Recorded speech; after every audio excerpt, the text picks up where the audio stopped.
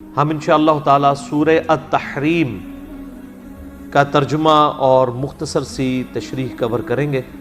تو یہ تو بڑی چھوٹی سی صورت ہے، آلموسٹ 12 آیات کی، لیکن اس کے اندر ایک قیامت مضمر ہے، چونکہ اس کے بعد پھر ایک ایکسٹریم رویہ ہے۔ اس صورت کا پھر اینڈ جا کے ہوگا حضرت نوح اور لوط کی بیویوں کے اوپر۔ تو اللہ تعالیٰ نے بیسیکلی امہات المومنین کو بتایا کہ اس اکڑ میں نہ رہنا کہ تم اللہ کے نبی کی بیویاں ہو۔ 2 عورتیں اور بھی تھیں، ایک نوح کی بیوی اور ایک لوط کی بیوی، وہ بھی پیغمبروں کی بیویاں تھیں، لیکن انہوں نے اپنے خامدوں کے ساتھ خیانت کی۔ خیانت کا مراد یہ نہیں نعوذ باللہ کہ کوئی بے حیائی پہ مبنی کوئی ارتکاب کیا، ان پہ ایمان نہیں لے گئے۔ یہ تو اجماعی عقیدہ ہے کہ نبی کی بیویاں کافرہ تو رہی ہیں لیکن کردار کی بری کبھی نہیں رہی ہیں۔ حضرت نوح اور لوط علیہ السلام کی بیویوں کا ذکر آیا کہ وہ بھی تھی، اور پھر اللہ تعالیٰ نے فرمایا کہ ان کے خامند ان کو نفع نہیں پہنچا سکے جب انہوں نے اپنے خامندوں کے ساتھ خیانت کی۔ تو عائشہ اور حفصہ سلام اللہ علیہم السلام، اگر تم یہ سمجھتی ہو کہ رسول اللہ کی بیویاں ہو، تو تم اگر ہمارے نبی کے ساتھ صحیح طریقے سے نہیں چلو گی تو کسی گھمنڈ میں نہ رہنا۔ تم سے پہلے حضرت لوط اور نوح علیہ السلام کی بیویوں نے بھی اپنے خامندوں کے ساتھ خیانت کی، تو اللہ تعالیٰ نے ان کو چھوڑا نہیں ہے، وہ اس عذاب کے اندر مبتلا ہوئی ہیں، ان کے خامند ہونے والی نسبت ان کے کام نہیں آ سکی، لہذا ہوشیار رہنا۔ تو بالکل ٹھیک ہے، اللہ نے ان کو یعنی اس طریقے سے دھمکی لگائی۔ اچھا، لیکن جو غالی رافضی ہیں نا، انہوں نے پھر اس تصویر میں رنگ بھرنے شروع کر دیے۔ انہوں نے کہا کہ یہ جو حضرت لوط اور نوح کی بیویوں کا ذکر ہے وہ تو تھی کافرہ، تو اس کا مطلب ہے نعوذ باللہ عائشہ اور حفصہ بھی منافقہ تھی نعوذ باللہ، اور انہوں نے اوپر سے اسلام قبول کیا تھا، اندر سے نہیں کیا ہوا تھا۔ وہ جو یاسر الحبیب ہے رافضی، ایک اس وقت بیٹھا ہوا ہے فرانس کے اندر، اس کو ایران والوں نے بھی نکال دیا۔ امام خمینی کو بھی وہ کافر کہتا ہے کیونکہ اس کے فاسد عقائد تھے۔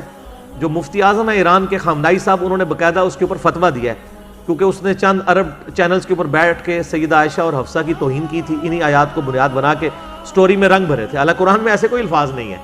قرآن پاک میں تو مسلمانوں کو جو کافروں پہ آنے والے عذاب سے ڈرایا جا رہا ہوتا ہے، تو اس کا کیا مطلب ہے وہ سارے مسلمان کافر تھے؟ اللہ تعالیٰ مثال اس لیے بیان فرماتا ہے کہ اللہ کا کوئی لاڈلا نہیں ہے، ٹھیک ہے نا۔ اگر ہم قرآن پاک میں کافروں کے عذاب کی آیات مسلمانوں کو سناتے ہیں تو اس کا قطعاً یہ مطلب نہیں ہے کہ ہم ان مسلمانوں کو کافر سمجھ رہے ہیں، بلکہ ہم ان کے اس عمل کی نفی کر رہے ہیں کہ تمہارے اندر جو خامی پائی جا رہی ہے نا، اس خامی کو کنڈیم کر رہے ہیں۔ قرآن پورا دھمکیوں سے بھرا ہوا ہے، اکثر دھمکیاں کافروں کے بارے میں ہیں، لیکن مسلمانوں پہ مینوان اسی طریقے سے فٹ ہوتی ہیں۔ لیکن اس کا یہ مطلب نہیں کہ اس کی وجہ سے مسلمانوں کی تکفیر شروع ہو جائے گی۔ بات سمجھ آ گئی؟ یہ 2 الگ چیزیں ہیں۔ برائی کو ایڈریس کیا جا رہا ہے، برائی میں وہ کامن ہے کہ جس طرح حضرت لوط اور نوح کی بیویوں نے اپنے پیغمبر کی بات نہیں مانی، اور وہ تو ایکسٹریم بات نہیں نہ مانی کہ ایمان ہی نہیں لے کے آئی، اس طرح سیدہ عائشہ اور حفصہ نے نبی کی محبت میں ہی نبی کی بات نہیں مانی اور آپ کو تکلیف اٹھائی دی۔ یہ وہ کفر والی ایکسٹریم نہیں ہے، ورنہ مولا علی علیہ السلام کا اپنا ایٹیچیوڈ جو تھا سیدہ عائشہ کے ساتھ جنگ جمل کے بعد، وہ امت کے لیے رول ماڈل ہے۔ میں نے جو کربلا والے ریسرچ پیپر میں وہ ساری حدیثیں جمع کی ہیں۔ نبی علیہ السلام نے پہلے ہی بتایا تھا کہ میری ایک بیوی ہے جس پہ خوف کے کتے بھونکیں گے، سیدہ عائشہ پہ بھونکے، محمد بن نبی بکر نے ان کو سمجھایا، لیکن پھر بھی عبداللہ ابن زبیر ورغلا کے آگے لے گئے، بعد میں شکست ہوئی، حضرت علی نے معاف کر دیا، بلکہ کچھ لوگوں نے پھر کہا کہ جی یہ تو جنگ صفین کے اندر جو جنگ جمل میں لوگ آئے ہیں ان کی عورتوں کو لونڈیاں بنانا چاہیے۔ تو یہ حضرت علی اس امت میں امام ہے کہ اگر مسلمان کی مسلمان سے جنگ ہو تو اس کے بعد شرعی احکام کیا ہیں، کیونکہ نبی علیہ السلام پہ تو ایسا موقع نہیں نہ آیا، آپ تو کافروں سے لڑتے رہے، اس میں تو ہے ان کی عورتیں جو جنگ میں لڑنے کے لیے آئیں گی وہ باندیاں بنائی جائیں گی، جو پیچھے بیٹھی ہیں وہ نہیں۔ تو پھر حضرت علی نے کہا کہ اچھا بتاؤ نبی کی بیوی کو کون باندی بنائے گا؟ سب نے سر جھکا لیے، ٹھیک ہے۔ پھر حضرت علی نے ان کو بتایا کہ یہ مسلمان ہیں، ہمارے بھائی ہیں، بگوڑے ہوئے ہیں، ان کے ساتھ وہ ایٹیچیوڈ نہیں کرنا۔ سیدہ عائشہ کو پورے احترام کے ساتھ رخصت کیا، کہا تو آج بھی ہماری ماں ہے، یہ جو کچھ تو نے کیا یہ معاملہ غلط ہے، مجھے نبی علیہ السلام نے فرمایا تھا۔ مسند احمد میں یہ حدیث ہے کہ سیدنا علی کہتے ہیں کہ ایک دفعہ نبی صلی اللہ علیہ وسلم نے فرمایا کہ تیرا جھگڑا ہوگا ایک دفعہ عائشہ کے ساتھ، تو حضرت علی نے کہا میں بڑا ظالم ہوں گا یا رسول اللہ کہ میں آپ کی بیوی کے ساتھ جھگڑا کروں گا؟ آپ فرمایا نہیں وہ ظالم ہوگی اس وقت، تو یا رسول اللہ آپ مجھے کیا حکم دیتے ہیں؟ فرمایا کہ وہ جب ظلم کرے گی تو تم اس کو واپس چھوڑ آنا جہاں سے وہ آئی تھی. تو حضرت علی نے پورے پروٹوکول کے ساتھ ان کو واپس رخصت کیا مدینہ شریف تک. ٹھیک ہے. حضرت علی کا یہ ایٹیچیوڈ بتاتا ہے کہ امہات المومنین کے بارے میں آپ کا کیا عقیدہ ہے. پھر حضرت علی کے سب سے جذباتی شیعہ تھے عمار ابن یاسر. صحیح بخاری میں حدیث آتی ہے، اور امام بخاری کے قربان جاؤں، امام بخاری نے کوئی دو نمبری نہیں کی ہے. یہ حدیث چھپا بھی سکتے تھے. حضرت عائشہ کے فضائل پہ ایک چیپٹر باندھا، چیپٹر کا نام ہے فضائل عائشہ، اور حدیث لے کے آ رہے ہیں کہ عمار ابن یاسر نے خطبہ دیا. میں نے کربلا والے ریسرچ پیپر میں حدیث ڈالی ہوئی ہے. عمار ابن یاسر نے کوفے کے ممبر پہ خطبہ دیا اس حال میں کہ حسن ابن علی پہلی سیڑھی پہ بیٹھے ہوئے ہیں، اور حضرت عمار ابن یاسر حالانکہ عمر میں کتنے بڑے ہیں، حضرت عمار کی عمر تقریباً 90 سال تھی اس وقت. حسن ابن علی جو ہے وہ تو ینگ تھے. حضرت حسن کو اوپر بٹھایا، خود نیچے کھڑے ہوئے اور کہا لوگو اللہ نے تمہیں آزمایا ہے. ایک طرف دنیا اور آخرت میں تمہارے نبی کی بیوی عائشہ ہے، دنیا میں بھی اور آخرت میں بھی، یعنی ان کو جنتی بھی مان رہے ہیں اور مومنہ بھی مان رہے ہیں. اور دوسری طرف امیر المومنین علی ابن ابی طالب ہیں جن کی اطاعت اللہ کی اطاعت ہے. کیوں؟ یا ایھا الذین آمنوا اطیعوا اللہ واطیعوا الرسول واولی الامر منکم. اب اللہ دیکھے گا کہ تم عائشہ کی اطاعت کرتے ہو یا اللہ کی اطاعت کرتے ہو. رسپیکٹ ڈیو دی اپنی جگہ کہ وہ دنیا اور آخرت میں بیوی ہیں، لیکن یہاں پہ وہ غلط ہیں. یہاں ایک طرف اللہ ہے، ایک طرف عائشہ ہے. اور امام بخاری سے حضرت عائشہ کے فضائل میں لے کے آئے ہیں، اور آدھی حدیث نہیں لے کے آئے. وہ تو اتنا بھی ڈال سکتے تھے کہ عائشہ دنیا اور آخرت میں تمہارے نبی کی بیوی ہیں. آج کل کے سعودی پیڈ اگر کوئی امام بخاری ہوتے ہیں نا تو وہ یہی کرتے، آگے پیچھے کی چیز ہی نہ ڈالتے کہ جی عمار ابن یاسر نے فرمایا کہ عائشہ دنیا اور آخرت میں تمہارے نبی کی بیوی ہے.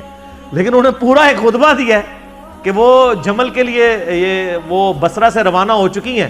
وہ کوفے میں آ کے، کوفے کے لوگ چونکہ نیوٹرل ہو گئے تھے نا، اور وہ کہہ رہے تھے نہ ہم علی کے ساتھ ہوں گے اور نہ عائشہ کے ساتھ ہوں گے ہم. تو عمار ابن یاسر نے وہاں خطبہ دیا کہ بھائی یہ کیا طریقہ ہے کہ نیوٹرل ہو گئے ہو، حق کا ساتھ دو. ایک گھر میں چور گھس جاتے ہیں اگر تو آپ نیوٹرل ہو جائیں گے. آپ کا کام ہے کہ آپ گھر والوں کا ساتھ دیں، نہ کہ آپ کہیں گے جی آدھا آدھا مال کر لو دونوں. یار لڑائی جھگڑا بری چیز ہے، لیکن یہ بڑا جگرے والا کام ہوتا ہے. دنیا اور آخرت میں تمہارے نبی کی بیوی ہے تو رسپیکٹ تھی. ٹھیک ہے. باقی جو علمی، اور پھر حضرت عائشہ کو بھی دیکھیں پوری زندگی روتی تھی.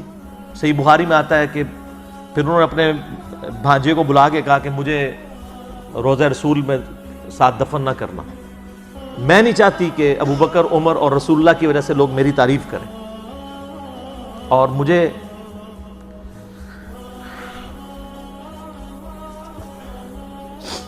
میری سوکنوں کے ساتھ بقیہ غرقت میں دفن کرنا. اور مسند ابن ابی شیبہ میں، مسند احمد میں آتا ہے کہ میں نے حضور کے بعد وہ عمل کیا ہے جو مجھے نہیں کرنا چاہیے تھا. میں نہیں چاہتی ہوں کہ میری تعریف رسول اللہ کی وجہ سے کی جائے کہ لوگ کہیں کہ یہ نبی کے ساتھ دفن ہوئی ہے جو کچھ میں نے نبی کی وفات کے بعد کیا. اب میں تو قرآن میں حکم تھا کہ نبی کی بیویوں گھروں میں ٹھہری رہو، لیکن مجھ سے یہ معاملہ مس ہینڈل ہوا. بلکہ پھر وہ عبداللہ بن عمر سے بھی حضرت عائشہ گلہ کرتی ہیں کہ عبداللہ بن عمر تو ہی مجھے روک لیتا جب میں جا رہی تھی. انہوں نے کہا اماں میں نے تو بڑی کوشش کی تھی، لیکن تیرے پہ تیرا بھانجا غالب آیا ہوا تھا عبداللہ ابن زبیر. حالانکہ ان کا اپنا بھائی جو ہے محمد بن ابی بکر وہ حضرت علی کی طرف تھا، کیونکہ حضرت علی نے اس کی پرورش کی بھی تھی. ان کی جو والدہ تھی اسما بنت امیس، حضرت ابو بکر کی وفات کے بعد حضرت علی نے ان سے شادی کر لی تھی، تو ان کی پوری پرورش ہوئی تھی. اور وہ حضرت عائشہ کے خیموں میں جا کے سمجھاتے تھے، لیکن بس وہ ایک معاملہ مس ہینڈل ہوا. تو رسپیکٹ اپنی جگہ رہے گی، لیکن وہ جو غالی رافضی ہیں وہ ان کی بنیاد پہ سیدہ عائشہ کی تکفیر شروع کر دیتے ہیں، اور جو غالی سنی ہیں وہ اس طرح کی باتوں پہ پردہ ڈالنا چاہتے ہیں. وہ ایک دیومالائی قسم کا کریکٹر پیش کرنا چاہتے ہیں نبی علیہ السلام ان کے گھر کا کہ جیسے کچھ بھی نہیں ہوا. تو یہ تو قرآن کو آپ کیسے بدلیں گے، احادیث کو کیسے بدلیں گے؟ یہ چیزیں ڈسکس کرنی پڑتی ہیں. نبی علیہ السلام امت کے لیے رول ماڈل تھے، ان کی ذاتی زندگی بھی ڈسکس ہوگی.